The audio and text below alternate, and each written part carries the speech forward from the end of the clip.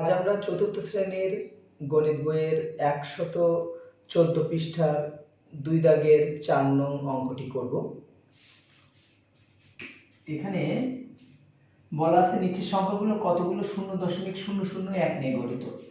এখন তার মানে এই সংখ্যাটি কতগুলি 0.001 নিয়ে গঠিত। এখন 4.23 বড় নাকি 0.001 বড়? অবশ্যই 4.23 বড়। তাহলে আমরা 4.23 কে ভাগ করব 0.001 দ্বারা। এখন আমি গত ভিডিওর মতো এখানেও দুইটি নিয়মে দেখাবো। তাহলে আমরা দশমিক তুলে দিই। তাহলে 423 থেকে দশমিকের জন্য 1 আর দশমিকের পরে দুইটি অঙ্কের জন্য দুইটি শূন্য ভাগ।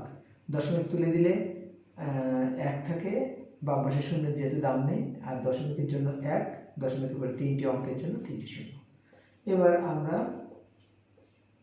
একটা জিনিস জানি যে ভাগের বিপরীত হচ্ছে গুণ। তাহলে আমরা যদি গুণ দিই তাহলে এর হর যাবে লবে আর লব আসবে হরে।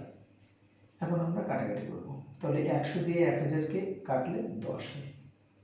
তাহলে 423 গুণ 10 মানে 4230। অতএব 4230টি 0.001 নিয়ে গঠিত।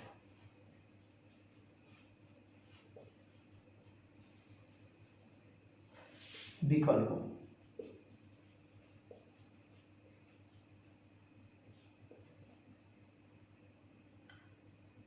চার 4.23কে তাহলে ভাগ করব 0.001 দ্বারা।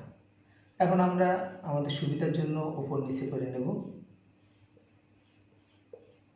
এখন আমাদের যেহেতু গত ভিডিওতে আমি বলেছিলাম, তবে আরেকবার বলছি যে 4.23কে আমরা ভাগ করছি 0.001 দ্বারা।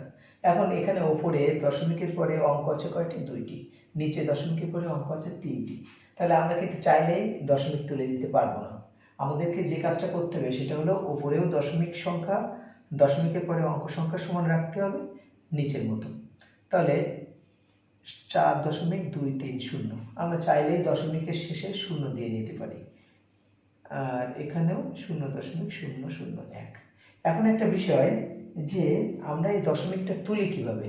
আসলে এই দশমিক তুললে এরপরে দশমিকের জন্য 1 এবং এরপরে তিনটি অঙ্ক, তাহলে 1 এর পরে তিনটি শূন্য মানে 1000 পাই। এখানেও 1000 পাই, তাই কাটাকাটি হয়ে চলে যায়। এই কারণে আমরা দশমিকটা তুলে দিই।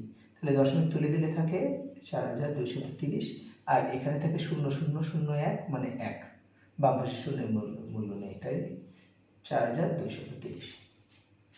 আশা করি অঙ্কটি সকলেই বুঝতে পেরেছেন। ধন্যবাদ সবাইকে।